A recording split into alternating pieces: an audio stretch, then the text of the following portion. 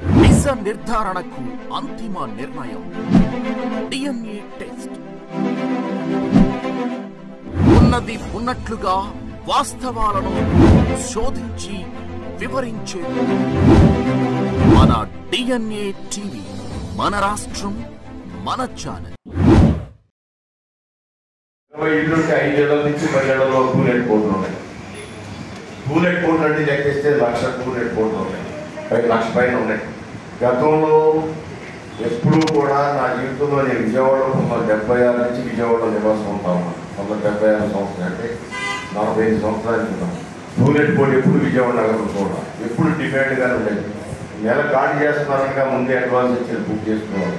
అలాంటి టూలెట్ కోట్లు వాళ్ళు ఉన్నాయంటే విజయవాడ నుంచి లక్షల మంది వలస వెళ్ళిపోయారని చెప్పడానికి అది ఉద్దేశం. గ్యాస్ కనెక్షన్ కూడా 1,00,000 ఈ 5 సంవత్సరంలో రద్దు అయిపోయి, క్యాన్సిల్ అయిపోయి, వేరే ట్రాన్స్ఫర్ అయిపోయి చూస్తాం. అంటే అంత విజయవాడ నగరం దెబ్బతింది. రాజధాని నగరం ఇక్కడ లేదు, ఉండదని చెప్పిన కారణంగా ఈ ప్రభుత్వ విధానం మళ్ళా పోయిన ప్రతిష్టను తీసుకొచ్చి విజయవాడ నగరం రాజధాని నగరంగా తీర్చిదిద్దడానికి ప్రజలందరూ మద్దతు కోరుతాము. ప్రజలందరినీ కూడా ఈ ఎలక్షన్లో రాజధాని కావాలా వద్దనే దాని మీద ఓటింగ్ వేయమని కూడా అడుగుతున్నాం. ప్రతి ఒక్కరు కూడా మాకు రాజధాని కావాలి, మా పిల్లలకు ఉద్యోగాలు కావాలని తెలియజేస్తాము. ప్రతి ఒక్కరు రోజువారీ కూలి బిల్డింగ్ నిర్మాణ కార్యక్రమం అన్ని జిల్లాల నుంచి విజయవాడ నగరంలో అనేక లక్షల మంది వచ్చారు. వాళ్ళందరూ కూడా ఈ బిల్డింగ్ నిర్మాణ కార్మికులు ఎక్కువ ఉన్నారు. ఏ ఇంటికి వెళ్ళినా ఎవరిని అడిగినా కూడా కాపీ చేస్తున్నాను, పెయింటర్లను, లేకపోతే కరెంటు పని చేస్తానను, లేకపోతే సీలింగ్ పని చేస్తానను, లేదా నేల ఫ్లోరింగ్ పని చేస్తాను, ప్రతి ఒక్కరు అదే చూస్తున్నాం. వాళ్ళందరూ కూడా తీవ్రంగా నష్టం చూస్తూ ఉన్నారు. వాళ్ళ గతంలో వారం రోజులు మేము సెలవు తీసుకుంటే తప్ప వారం రోజులు పని పెట్టి ఈ రోజున మేము ఎగబడి ఎదుర్కొన్నా కూడా 2 రోజులు కట్టి 2 రోజులు కూడా పని రావడం కష్టమైందని చెప్తా ఉన్నాను. ఒక తల్లి అయితే గతంలో మా ఆయన 800 నుంచి 1000 రూపాయలు ఇచ్చేవాడు రోజుకి. అక్కడ వాడుకోగా నాకు 800 రూపాయలు ఇచ్చే రోజులు ఉన్నాయి. నా పిల్లల్ని కడుపునుండా ఏదంటే అది వండిపెట్టేదాన్ని. ఇవాళ నేను ఒక ఇంట్లో పనిచేసి వాడు ఏదైనా దయచేసి సర్దడం పెడితే ఆ సర్దడం చేసి నా పిల్లలకి నా ఊరికి భోజనం పెట్టే దుస్థితికి నేను ఇవాళ ఉన్నానని చెప్పి కళనీళ్ళు పెట్టిందంటే ఈ పరిస్థితులు, వాస్తవ పరిస్థితులు ఏ విధంగా ఉన్నాయి నాకు అర్థమవుతున్నాయి. మీ అందరూ కూడా తెలిసే ఉంటుందని నేను అనుకుంటాను. ఏదేమైనా కూడా ఈరోజు నా ఓటు అడుగుతా ఉన్నాను. ప్రజలు మంచి స్పందన వస్తూ ఉంది. నాకైతే 1994లో ఏ విధమైన పరిస్థితి ఉమ్మడి ఆంధ్ర రాష్ట్రంలో తెలుగుదేశం పరిస్థితి ఆ విధంగా ఈ రోజున అంత స్పీడ్గా ప్రజల నుంచి స్పందన వస్తుంది, ప్రజల నుంచి ఆశీర్వచనాలు వస్తుంది. ప్రజల నుంచి రావాలి, అక్కడ ఓడిపోవాలి, రావాలని చెప్పి వాళ్ళు ప్రతి మహిళ కూడా కోరుకుంటాము. అందువల్ల మంచి విజయాలు 94 పోలిన విజయాలు తెలుగుదేశం పార్టీ ఎన్ఐఎస్ పార్టీలతో సాధించబోతా ఉందని చెప్పి నాకు ప్రగాఢంగా నా మనసుకి అనిపిస్తూ ఉంది. కావాలని కూడా నేను కోరుకుంటూ ఉన్నాను. ఈరోజు నన్ను తెలిసి బ్యూటీ ప్రెస్ అనే కార్యక్రమాన్ని చూసినందుకు, నాకు గౌరవించినందుకు మరొకసారి ఈ యొక్క పత్రిక కార్యవర్గానికి, దేవదాస్ గారి నాయకత్వం కార్యవర్గానికి మనస్ఫూర్తిగా కృతజ్ఞతలు తెలియజేస్తూ సెలవు తీసుకున్నాను. జై హింద్. నిదానంగా ఇంటికి వెళ్ళే పరిస్థితి చూసి చాలా బాగా ఒక ఓవర్ ట్యాంక్ కూడా పడడం లేదు. దాన్ని చంద్రబాబు గారి స్పెషల్ ఫండ్స్ తీసుకుని 2 ఓవర్ ట్యాంక్స్ కట్టడం వల్ల 300 భాగం వాటర్ ప్రాబ్లం తీరిపోయింది.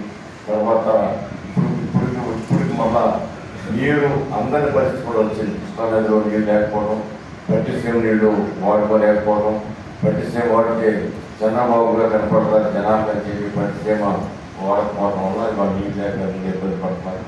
నా ధ్యేయం కొండ ప్రాంతం వాళ్ళకి ఇంకా అవసరమైతే ఓవర్ ట్యాంకులు కట్టి రోజుకి 5 గంటల నీరు మంచి నీళ్ళు ఇవ్వాలి ప్రధానమంత్రి. అదే కొండ ప్రాంతంలో ఉన్న వాళ్ళకి మెట్ల సౌకర్యం, తాత్కాలిక మెట్లు ఉన్నా అవి ఎప్పుడు కూడా నీళ్ళు వస్తూ ఉంటాయి కదా. కాకుండా కాంక్రీట్ మెట్లు ఇవాళ పందికొక్కులు తవ్వేసి అనేక ఇబ్బందులు పడుతూ ఉన్నారు వాళ్ళు. అలాంటి పరిస్థితి లేకుండా కాంక్రీట్ మెట్లు, రైలింగ్ పెట్టి ఒక చక్కటి విధానం ఏర్పాటు చేయాలని చెప్పి, ఇంకా అవకాశం ఉంటే అసలు ఎక్కడన్నా అవకాశం ఉండలేదు పరిశీలించాలి. ఎస్కలేటర్లు కూడా పెట్టే అవకాశం ఉంటే ఆ స్థాయికి తీసుకువెళ్ళాలని చెప్పి అలాంటివి నాకు ఆలోచనలు ఉన్నాయి.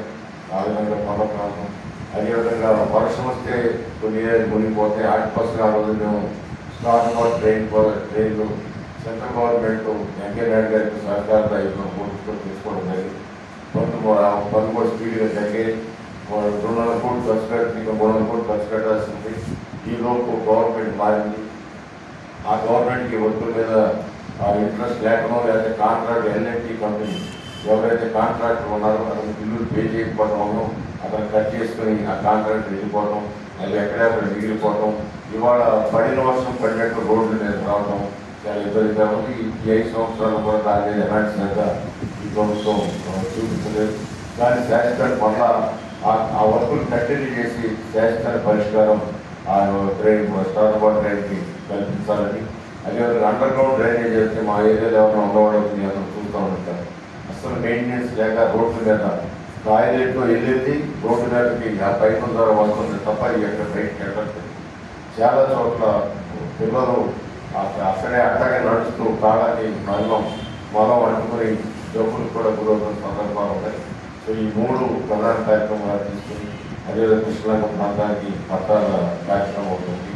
కోట ప్రాంతంలో పట్టాల కార్యక్రమం, ఈ పట్టాలు ఇచ్చే కార్యక్రమంలో 2014-19లో ఈ పట్టాలకి చాలా అసెంబ్లీలో చర్చ జరగడం, దాని ఒక మినిస్టర్ కమిటీ వేయడం, ఆ కమిటీ వేసి ఒక నిర్ణయం తీసుకోవడం, ఆ నిర్ణయం ప్రకారం పట్టాలు ఇవ్వడం తయారవడం జరిగింది. ఈలోపు ఆ రోజు కోర్టు రావడం వల్ల ఇవ్వలేదు. అది ఇవ్వని పట్టాలు ఏ ప్రభుత్వం వచ్చినా పేదవాళ్ళకి పట్టాలు ఇవ్వచ్చు.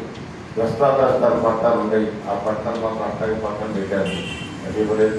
రేపు ప్రభుత్వం వచ్చిన తర్వాత బ్రహ్మాండమైన కిట్వేడు 5 స్టార్ హోటల్ పోయి కిట్వేడు కట్టే ఆ వకీలు ఇచ్చే మనసు కూడా ఈ ప్రభుత్వానికి రాలేదు. 90% ఆయన నిధులు సేకరించి కట్టడం కంటే 5% చేయడానికి దీనికి మనసు ఒప్పలేదు, చేయలేకపోయారు. చేయలేకపోగా ప్రతి ఇంటి మీద 3,27,000 ఆయన అప్పు తెచ్చుకొని దానికి ఇష్టానుసారం వాడేసుకున్నాడు జగన్మోహన్ రెడ్డి గారు. ఆయన సొంతానికి వాడారని అన్నదాన్ని ఆయన వేరే కార్యక్రమం అందించారు. దాంట్లో ఆ 3,27,000లో 10,000 ఖర్చు పెడితే ప్రతిదీ కూడా కరెంట్ లైన్ ఇవ్వగలిగేవాడు. ఇంకో 10,000 ఖర్చు పెడితే 21,000 ఖర్చు పెడితే under ground drainage connection, water connection, current connection ఇస్తే వాళ్ళ ప్రోగ్రెస్ చేసి వాళ్ళకి 5 సంవత్సరాల బట్టి అద్దెలు బాగా తగ్గేది. వాళ్ళ పేరు మీద అప్పు తీసుకున్నారు. ఇవాళ అది ఎంత దోపిడే మీరు ఒకసారి వాళ్ళకి ఇల్లు ఇస్తున్నాం అని పిలిచి బ్యాంకు తీసుకెళ్ళి వాళ్ళ చేత వాళ్ళకి ఎక్కడ సంతకం ఇల్లు వస్తుందని పెట్టేశారు. తీరా చూస్తే వీళ్ళకి ఇప్పుడు నోటీసులు వస్తున్నాయి. నువ్వు 2,37,3,27,000 అప్పు తీసుకున్నావు, నువ్వు ఒకటిసారి 5 లక్షలు అయింది, ఈ డబ్బులు మీరు కట్టకపోతే మీ ఇల్లు మీకు రాదని చెప్పి నోటీసులు వస్తుంది బ్యాంకు నుంచి. వాళ్ళు అప్పు ఏంటో తెలియదు, ఎందుకు తీసుకున్నామని. సో ఆ విధంగా వాళ్ళు మోసం చేశారు. రేపు రాగానే ఉన్న ఇళ్ళని కూడా బాగు చేసి అక్కడ 7,000 ఇళ్ళు పరిపూర్ణంగా అయ్యి మిగతా సుమారు 8,000 ఇళ్ళు డిఫరెంట్ స్టేజ్లో ఉన్నాయి. అవన్నీ కూడా పూర్తి చేసి వాళ్ళకి పేదవాళ్ళకి ఇచ్చే కార్యక్రమం. కానీ ఇళ్ల స్థలాలు ఏదైతే ఉందో ఈ ప్రభుత్వం ఇచ్చిందో అది ఈ ప్రభుత్వం లేక ఆయన ఇచ్చాడు కాబట్టి క్యాన్సిల్ చేశాడనే విధానం లేదు. పేదవాడే ఇచ్చింది ఎవరి సొమ్ము కాదు. జగన్మోహన్ రెడ్డి గారి జేబులో సొమ్ము ఇవ్వలేదు, లేదా చంద్రబాబు గారు ఇవ్వలేదు. ప్రజల సొమ్ము ప్రజల కోసం ఇచ్చారు కాబట్టి ఆ సెంటు స్థలాల్లో వాళ్ళందరికీ ఇల్లు కట్టిస్తామని చెప్పి చంద్రబాబు నిర్ణయం చేయించారు. ఒకవేళ ఎవరికైనా సెంటు స్థలం రాని వాడు ఉంటే 2 సెంట్ల స్థలం ఫ్యూచర్లో అరపంలో ప్రతి ఒక్కరు కూడా 100 గజాల స్థలం దాంట్లో ఇల్లు కట్టించి ఇస్తామని చెప్పి కూడా ప్రామిస్ చేశారు. మోడీ గారు కూడా 1 ఇల్లు ఇస్తామని కూడా ప్రామిస్ చేశారు. ఆంధ్ర రాష్ట్రానికి భారతదేశంలో ఇల్లు లేని మనిషి ఉండకూడదు నెక్స్ట్ 5 years అని చెప్పి ఆయన ప్రణాళిక కూడా అనౌన్స్ చేశారు. ఆ ప్రణాళిక ప్రకారం అందరికీ పేదవాళ్ళందరూ కూడా ఇల్లు ఇచ్చే కార్యక్రమం ఇవన్నీ కూడా కొన్ని ఆలోచించుకొని నేను ప్రజల ముందుకు వెళ్తా ఉన్నాను. ఈ ప్రభుత్వం చేసిన ప్రజా వ్యతిరేక విధానం మనం చెప్పుకుంటూ రానున్న కాలంలో నాన్న చంద్రబాబు రాజధాని కాపాడుకోవటం. ఎందుకంటే విజయవాడ వచ్చిన రాజధాని మీ అందరికీ తెలుసు. విజయవాడ రాజధాని 1900 మన స్వాతంత్రం వచ్చిందని కూడా కాదు.